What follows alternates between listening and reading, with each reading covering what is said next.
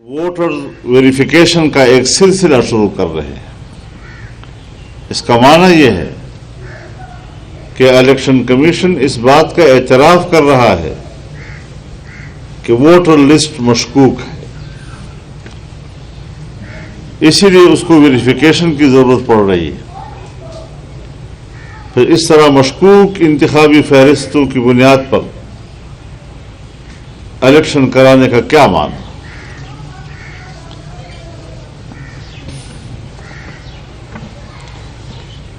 ऐसी सूरत हाल में अजीब मलगूबा यह है कि विलेज काउंसिल वो गैर जमाती होंगे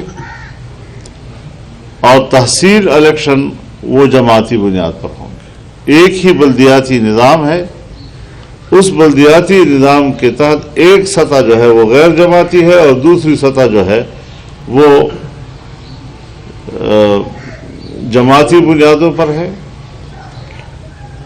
और फिर ये भी कि जो लोग कामयाब हो जाएंगे विलेज काउंसिल में, उनको फिर इख्तियार होगा वो किसी भी सियासी पार्टी में 24 घंटे के अंदर या 48 घंटे के अंदर शामिल हो सकते हैं। आप बताएं कि जो बल्दियाती मेंबरान जिसका सिर्फ काम उस महल्ले की खिदमत है और उस महल्ले में उसको फंड चाहिए, हुकूमत पीटीआई की होगी, तो इसका तो माना यह है कि तमाम मेंबरान को वो इस मजबूरी के तहत वो पीटीआई में शामिल करेंगे और फिर कहेंगे कि हम सबसे बड़ी पार्टी बनकर उभरे हैं। तो इस लिहाज से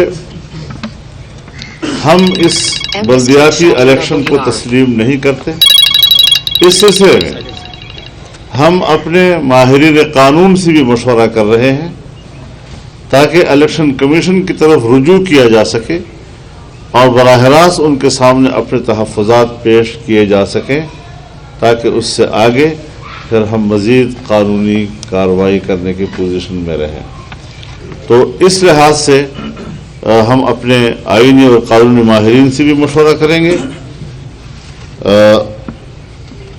उनके मशवरे से फिर हमें मज़ीद आगे बढ़ना है। फौरी तौर पर इससे वाबस्ता एक अहम मसले पर कुछ बात करना बिल्कुल नागुज़ीर है कि तहरीक लब्बैक उनके कारकुन इस्लामाबाद की तरफ आ रहे हैं, क़तई नज़र इसके कि उनका मुतालबा सही है या गलत, लेकिन उनका जो भी मुतालबा हो उसके लिए एहतजाज करना उनका जमहूरी हक़ है, उनका कानूनी हक़ है। पहले भी लाहौर में उन पर जो तशद्दुद किया गया और इंसानी हुकूक पामाल हुए हैं उसमें, और अब दोबारा जब वो इस्लामाबाद की तरफ मार्च कर रहे हैं तो उन पर लाहौर में तशद्दुद किया गया। अभी रास्ते में हैं वो, उन्होंने दोबारा अगले मरहले का आगाज़ किया है। तो इंतहाई ज़ालिमाना अंदाज के साथ उन पर तशद्दुद किया गया है। कोई लाहौर के वाक़े में तो 10 से 12 तक कहा जाता है कि शहीद भी हो चुके हैं उनके, और अब दोबारा जो आज वाक़या हुआ है उसमें भी काफ़ी लोग ज़ख्मी हैं। ये कौन सा अखलाकी रवैया है कि ख़ुद इमरान खान और उसकी पीटीआई तो 126 दिन का धरना डी चौक पर देते रहे, और अब अगर ये लोग आते हैं मुजाहरा करते हैं तो उन पर तशद्दुद किया जा रहा है। किस बुनियाद पर आखिर? और कानून की नज़र में ये फ़र्क, इतना बड़ा फ़र्क क्यों? और फिर अजीब बात यह है कि जब नवाज शरीफ के खिलाफ इनका मुजाहरा था तो वो ठीक था, लेकिन इमरान खान के खिलाफ मुजाहरा जो है वो बिल्कुल गलत है और वो कानून को हाथ में लेने वाली बात है। तो इस लिहाज से हम हुकूमत के इन ज़ालिमाना हथकंडों की मज़म्मत करते हैं और मुतालबा करते हैं کہ ان کو اپنے احتجاج کا حق دیا جائے اور معاملات کو قانون کے دائرے میں شائستگی کے ساتھ حل کیے جائیں. صرف یہ نہیں کہ وہ چونکہ ایک مذہبی لوگ ہیں تو مذہبی لوگوں کو آپ نشانہ بنائیں اور دنیا کے سامنے دکھائیں کہ یہ لوگ تو انتہا پسند ہیں. کوئی انتہا پسند نہیں، ایک مطالبہ ہے ان کا اور اس کے حق میں وہ مظاہرہ کر رہے ہیں، اور اس کا حق جمہوری ماحول میں ہر پارٹی کو ہوا کرتا ہے. مولانا صاحب یہ فرمائیں کہ بلدیاتی انتخابات کے حوالے سے 2-4 دن پہلے آپ کے مشاور سے بھی ہم نے گفتگو سنی، باقی جماعتوں سے بھی آپ نے رابطہ کیا. کیا باقی جماعتیں بھی آپ کے اس موقف کی طرف آ رہی ہیں کہ بلدیاتی انتخابات جو ہیں ان میں حصہ نہ لیا جائے، کیونکہ یہ جن کے ضائع میں حصہ لینا وہی غلط ہیں؟ بائیکاٹ وہ ہمارے زیر غور ہے، ہم بائیکاٹ کریں گے بالآخر، اور کوئی راستہ اگر نہ ہوا تو پہلے ہم یہ کہنا چاہتے ہیں کہ یہ انتخابات منسوخ کر دیے جائیں. ہم قانونی راستے سے بھی اپنے تحفظات ان کے سامنے رکھنے کے لیے تیار ہیں، لیکن اگر وہ بالفرض ہم پر امپوز کرنا چاہتے ہیں اور ایک جعلی حکومت کی چھتری کے نیچے، تو پھر یہ شاید ہمارے لیے قابل قبول. مولانا یہ بتائیں کہ بلوچستان کے حوالے سے کل آپ کا فیصلہ آیا تھا، جاری ہوا تھا کہ حکومت میں شامل نہیں ہوں گے، لیکن اپوزیشن کو قیادت ملتی ہے تو پھر PDM کی جماعتوں سے مشاورت کریں گے. اس کا مطلب ہے وزارت اعلیٰ، مطلب اگر اپوزیشن کو ملتی ہے تو اپوزیشن کو وزارت اعلیٰ کے حوالے سے بھی کلیئر کریں. اور دوسرا، اگر اس وزیر اعلیٰ کو ووٹ دیں گے یا نہیں دیں گے، حکومت میں شامل ہونا الگ بات ہے، ووٹ دینا وزیر اعلیٰ کو الگ ایشو ہے، یہ تھوڑا سا کلیئر کرتے ہیں. یہ باتیں جو ہیں، جو جتنا میں فیصلے میں لکھ چکا ہوں اب تک تو اتنا ہی ہے، اور پھر جتنا معاملات آگے بڑھتے جائیں گے آپ کو بتاتے جائیں گے. مولانا صاحب یہ بتائیے گا کہ وزیر اعظم نے کہا ہے کہ سختی سے نمٹا جائے اور ان سے راستے کلیئر کرائے جائیں، اور کسی بھی صورت TLP کو جہلم جو دریا ہے اس کو کراس نہ کرنے دیا جائے، رینجرز تعینات کر دی گئی. تو کیا اس طرح ملک میں جو پرامن احتجاج کرنے آ رہے ہیں، ابھی تک ان کی جانب سے کسی قسم کا کوئی جو سرکاری املاک ہے ان کو نقصان نہیں پہنچایا گیا؟ اگر وہ اتنا جائز ناجائز کو دیکھتے ہیں تو خود اعتراف کر لے کہ میں خود ایک ناجائز حکمران ہوں اور مجھے راستے سے ہٹ جانا چاہیے. تو ہم تو اس کو راستے سے ہٹانے کے لیے میدان عمل میں ہیں، اور جب ہمارا مطالبہ ہی ایک ہے کہ عام انتخابات کرائے جائیں تو پھر عام انتخابات کے بعد ہم کوئی بلدیاتی الیکشن قبول نہیں کر سکتے. اور جعلی حکمران جو ہے ان کی یہی کہ نہ ملک کو معیشت دے سکے، نہ عام آدمی کو روزگار مہیا کر سکے، اور پتہ نہیں 50 لاکھ گھروں کا اس نے اعلان کیا تھا. وہ 50 لاکھ گھر کہاں ہیں؟ وہ 1 کروڑ نوکریوں کی بات کی تھی، وہ کدھر ہیں؟ وہ 300 ڈیموں کی بات کی تھی، وہ کدھر ہیں؟ پورا ملک غرقاب ہو گیا ہے اور زمین پر بیٹھ گیا ہے ملک کی معیشت. اور اب بھی یہ لوگوں سے کہتے ہیں کہ ان کو مت آنے دو اسلام آباد کی طرف. اسلام آباد تمہارے باپ کی جاگیر نہیں ہے کہ یہاں ناجائز طور پر تم بطور حکمران بیٹھے رہو گے اور کوئی پاکستانی شہری یہاں آ کر اپنے احتجاج نوٹ نہیں کرا سکتے. یہ بتائیے گا کہ آپ نے جو بلوچستان کے حوالے سے بات کی، ظاہر ہے آپ کی بات چیت سب سے چل رہی ہے، آپ کے وہاں اتحادی بھی ہیں، تو کیا ہم یہ کہہ سکتے ہیں کہ جو بھی فیصلہ کریں گے آپ سارے اتحادی جو ہیں وہ مل کر کریں گے یا الگ الگ فیصلہ؟ یہی طے ہوا ہے کہ جو بھی اگلا فیصلہ ہوگا، یعنی ایک فیصلہ تو طے ہے کہ ہم نے ان لوگوں کے ساتھ حکومت نہیں بنانی. ہم حکومت کے ساتھ یا باپ کے ساتھ؟ باپ کے ساتھ. بیٹے تو بعد میں اگر اندر آئے گی تو اور معاملہ خراب کرے گی.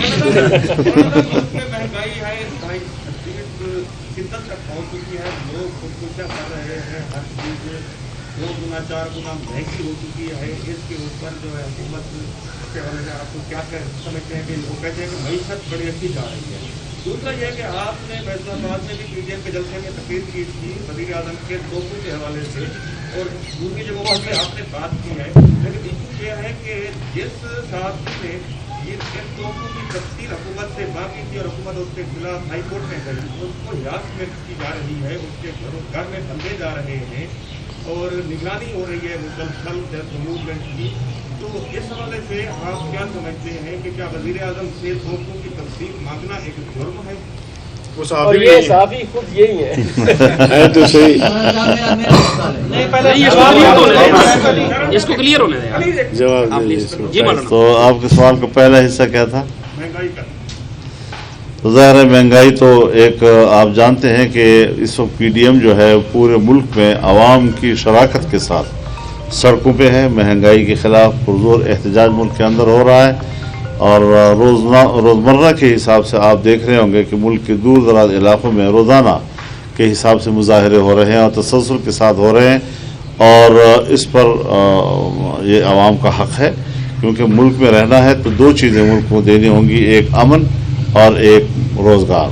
جو حکومت امن بھی نہ دے سکے اور اس طرح لوگوں کو مارے جس طرح کے اس وقت مظاہرین کو مارا جا رہا ہے, اور معیشت بھی بالکل تباہ و برباد کر دے, پھر ایسے لوگوں کو حکومت کرنے کا کوئی حق حاصل نہیں ہے جی. تو اس اعتبار سے جن صحافیوں کو دھمکایا جا رہا ہے, میرے خیال میں اس طرح یہ سب لوگوں کو چور کہتے ہیں, چور, اور خود اتنی گھٹیا چوریاں کرتے ہیں کہ جس کے بعد میرے خیال میں ان کو اگر حیا ہے تو پبلک میں آئیں, پھر اپنی وضاحت پیش کریں. یہ کیا مطلب کہ صحافیوں کے گھروں میں جائیں, تم نے یہ بات کیوں لیک کی ہے, کیوں آپ نے اس کو پبلک کیا ہے, اور پھر ان کو ڈرائیں, ان کو دھمکائیں.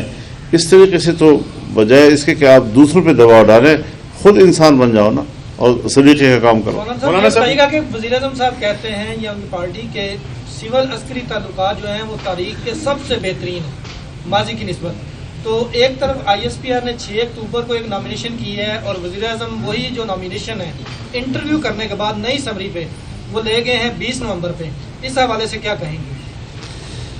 میرے خیال میں یہ شاید کچھ فیس سیونگ کے لیے انہوں نے کچھ ٹائم دیا ہے 10-15 دن کا, بس اس کا اتنا ہی چہرہ ہے کہ 10-15 دن میں اس کو سیو کیا جا سکتا ہے. کوئی زیادہ لمبی بات اس کے لیے نہیں ہے. فیصلہ وہی ہے جو ہو چکا ہے, اور میں پہلے بھی کہہ چکا ہوں کہ جس وقت ایک آدمی ان سروس لیفٹیننٹ جنرل ہوتا ہے تو وہ براہ راست چیف آف آرمی اسٹاف کے ماتحت ہوتا ہے, اور اس کی خدمات اور سروسز کا تعین آرمی چیف کرتا ہے. یہ قانون کی بات ہے, میں کوئی باجوہ صاحب کے بارے میں نہیں کر رہا, میں ہر ایک کے بارے میں یہ بات کہنا چاہتا ہوں. ہاں, اگر وہ فوجی نہ ہوتا, ریٹائرڈ ہوتا یا ایک سویلین ہوتا تو پھر ایک بات کی جا سکتی تھی کہ یہ ایک ایگزیکٹو آرڈر کے تحت آتا ہے, اور پھر وزیر اعظم کے ایگزیکٹو آرڈر کے تحت اس کو جانا چاہیے. اصولی طور پر اس لیفٹیننٹ جنرل کی خدمات کا تعین جو ہے وہ آرمی چیف ہی کرتا ہے, اور اب بھی میں سمجھتا ہوں کہ انہی کا حق بنتا ہے. مولانا صاحب یہ بتائیے کہ 3 سال ہو گئے ہیں, اپوزیشن مظاہرے بھی کر رہی ہے, جلسے بھی کر رہی ہے, بجائے اس کے کہ عوام کو ریلیف ملے, پریشر حکومت پر آئے, لیکن دن بدن جلسوں جلوسوں کے باوجود اپوزیشن کیوں ناکام ہو رہی ہے عوام مجبور کرنے کے لیے حکومت کو کہ عوام کو ریلیف دینے کے لیے اقدامات اٹھائیں؟ کیا یہ الیکشن مہم آپ چلا رہے ہیں یا عوام کے لیے آپ جو ہے وہ الیکشن کی بات, مہم کی بات تو آپ تب کرتے جب ہم نے آغاز اب سے کیا, لیکن اگر ہم 25 جولائی کے بعد 26 جولائی سے میدان میں ہیں اور مسلسل ایک موقف لیے ہوئے آگے بڑھ رہے ہیں, تو پھر اس کو ہماری تحریک کا تسلسل سمجھیں. ہم عوام کی مشکلات کا ادراک رکھتے ہیں, اس کو سمجھتے ہیں, اور ظاہر ہے کہ جب آپ ایک ہی دن میں 13 روپے اور پھر 24 روپے کا جمپ ماریں گے تو عام آدمی پر تو جیسے پہاڑ گر جائے گی. اور اگر سیاستدان میدان میں نہیں آئیں گے, حزب اختلاف میدان میں نہیں آئے گا, عوام کا مقدمہ وہ نہیں لڑیں گے, تو پھر قوم تو مایوس ہو جائے گی کہ ہمارے لیے کوئی بات کرنے والا نہیں ہے. لہٰذا ہم نے اپنے پبلک کو تنہا نہیں چھوڑنا, ان کو مایوس نہیں ہونے دینا, اور میدان عمل میں رہنا ہے. جب آپ ایک موقف آئے گا, جو ہی تبدیلی آئے گی تو نئے لوگ جو ہیں وہ اسی نظریے کی بنیاد پر ملک کو دوبارہ اٹھائیں گے. اور سب سے بڑا چیلنج یہ نہیں ہے کہ ہم حکومت کو گرا نہیں سکے یا حکومت ابھی تک کس کے سہارے چل رہی ہے, وہ سارے اپنی جگہ پر. مشکل اور چیلنج والی بات یہ ہے کہ اگر حکومت اپوزیشن کے ہاتھ میں آ جائے گی تو اس نے اتنا ملک کو بٹھا دیا ہے کہ اس ملک کو دوبارہ اٹھانا ایک بڑا چیلنج ہوگا. مولانا صاحب, جیسا کہ بلدیاتی انتخابات کی آپ نے بات کی کہ تسلیم نہیں کرتے, PDM کی بڑی جماعت مسلم لیگ نون ہے, ان کا اس حوالے سے کیا موقف ہے؟ آپ نے رابطہ کیا؟ میں ان سے مشورے کی بات کر رہا ہوں. یہ بات آپ سے تو اس کا کیا آپ کے یہ صحافی اطاب میں جیسے عاصمہ شیراز یہ تاجر جو ہے نا وہ ٹیکس کے اطاب میں ہے, ٹھیک ہے, سیاستدان احتساب کے اعلان کے اطاب میں, تو آپ کیا سمجھتے ہیں کہ جو بلوچستان میں تبدیلی آئی اسکیم کے حوالے سے ایسے اگر وفاق میں PM سے آ گئی تو کیا ان آؤٹ تبدیلی کے لیے आप पीपल्स पार्टी से बात कर सकते हैं? देखिए, एक है आपका उसूली मौक़िफ़, एक है हादसात। तो हादसात मौरूज़ी माहौल के ताबे होते हैं। वहाँ पर उनकी अपनी पार्टी बगावत कर गई, उनके लोग अपोजिशन में आकर बैठ गए। तो जाहिर है कि जब अपोजिशन होती है और हुकूमत ही लोग टूट कर अपोजिशन के बेंचों में आ जाते हैं और वो कहते हैं कि जी हम तब्दीली लाना चाहते हैं, तो फिर ये तो नहीं कह सकती कि उस वक्त फिर अपोजिशन हुकूमत का खड़ी हो जाए। यानी तो बड़ा मुश्किल हो जाता है जी।